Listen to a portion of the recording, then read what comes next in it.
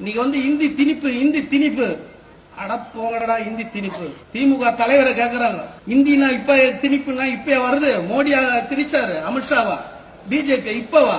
இப்ப இருக்குது இந்தி ஆல்ரெடி இருக்குது. திமுக தலைவரை கேக்குறாங்க, தயநிதி மாறன் கட்சி உறுப்பினர் கிடையாது. ஏன்னா திமுக தலைவர் கலைஞர் பிரசன்ஸ் ஆஃப் மைண்ட், எதை கேட்டாலும் உடனே பதில் சொல்றாரு. அவரை கேக்குறாங்க பத்திரிகையாளர், தயநிதி மாறன் கட்சியோட உறுப்பினர் கிடையாது, கட்சி எந்த பதிவுல கிடையாது. அவர் எம்பி ஆயிட்டார், மினிஸ்டர் ஆயிட்டார். எப்படி ஆனார்னா அவர் இந்தி எழுதுவாரு படிப்பாருன்ட்டாரு உடனே. ஏன்னா பிரசன்ஸ் ஆஃப் மைண்ட் இல்ல உடனே சொல்லிட்டாரு.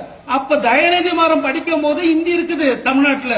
எங்க இருக்குதுன்னா தனியார் பள்ளிக்கூடத்துல இந்தி இருக்குது. தனியார் பள்ளிக்கூடம் பார்த்தா இந்தி இருக்குது. இன்னைக்கு இந்தி எதிர்ப்பு, இந்தி திருப்பி போராட்டம் பண்ற எல்லா தலைவருடைய குழந்தைங்க, பேரன் பேத்தி மகள் எங்க படிக்கிறாங்கன்னா தனியார் பள்ளிக்கூடத்துல. அந்த அப்ளிகேஷன்ல கேட்கறாங்க செகண்ட் லாங்குவேஜ் என்னன்றாங்க, இந்தியா, சமஸ்கிருதமா, பிரெஞ்சுன்றா, எல்லாம் இந்தி டிக் பண்ணிட்டு வர.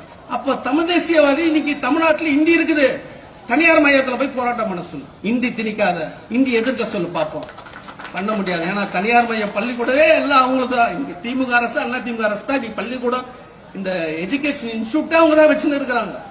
கல்வி கூடாரமே அவங்க கையில தான் இருக்குது இன்னைக்கு, அவங்கள தாண்டி யாருக்கிட்ட கிடையாது.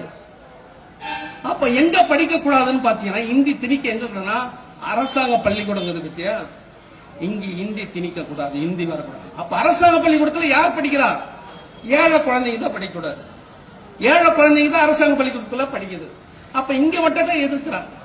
அப்ப இந்த அரசாங்க பள்ளிக்கூடத்துல எங்காவது இவங்க போராட்டம் பண்ற, அது சுபவியா இருக்கட்டும், வீரமணியா இருக்கட்டும், சீமானா இருக்கட்டும், அவங்க உறவுக்கார அந்த குழந்தை இங்க அரசாங்க பள்ளிக்கூடத்துல படிக்குதான்னா படிக்கிறது கிடையாது.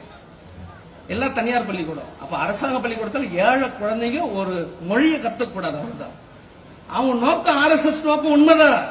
இந்தி மூலியமா சமஸ்கிருதம் வரும், சமஸ்கிருதம் மூலியமா அவனுடைய தத்துவம் கொள்கை வருது, உண்மைதான். அதுக்கு வேண்டிய ஆட்சி உங்ககிட்ட இருக்குது, அதிகாரம் இருக்குது. அதுக்கு வேண்டிய இந்த தரமான ஒரு கல்வி கொடு. நீ தரமான, இன்னைக்கு எவ்வளவு பட்டதாரியில பாக்குறேன் நான்.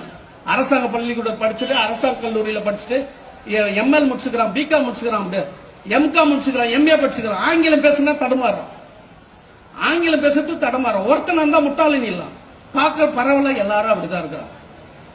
அப்ப ஒரு ஃபர்ஸ்ட் ஸ்டாண்டர்ட்லயே ஆங்கில ஒரு லாங்குவேஜ் இருக்குது, இங்கிலீஷ்ன்ற லாங்குவேஜ் இருக்குது. அதை எழுதி பாஸ் பண்றோம். 10ஆம் கிளாஸ் ஆனுவல் எக்ஸாம் அதுலயே பாஸ் பண்றோம். +2 டிகிரி படிக்கிறோம். ஆனா ஆங்கிலம் பேசினா தடுமாற்றம் வரும். ஆனா அரசாங்கத்துல அனுமதி வாங்கி பர்மிஷன் வாங்கி நடத்துற பள்ளிக்கூடத்துல பாக்குற 3ஆம் கிளாஸ்லயே குழந்தைங்க இங்கிலீஷ் பேசுது. 5ஆம் கிளாஸ்ல பாத்தீங்கன்னா ரொம்ப தரவா பேசுது. அப்போ இந்த தனியார் மயமா இருக்கக்கூடிய இந்த செக்டார், இந்த சிஸ்டம் பேச வைக்குது. அரசாங்க செக்டார், அரசாங்க சிஸ்டம் பேச வைக்கல. இதுதான் உண்மை. அப்ப பிரச்சனை யாருக்கிட்ட இருக்குதுன்னா அரசாங்கத்துக்கிட்ட தான் இருக்குது.